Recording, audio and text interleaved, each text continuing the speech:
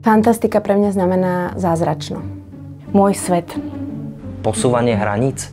Hĺbka. Sen. Svet, kde je možné úplne všetko. Horor. Sci-fi. Fantasy. Úspešný projekt Prešporského divadla Slovensko je späť so 4. pokračovaním. Konečne dostane priestor fantastika. Vyše 400 strán od našich najlepších žánrových spisovateľov. Načítaných do 20 hodín audioknihy slovenskou hereckou špičkou.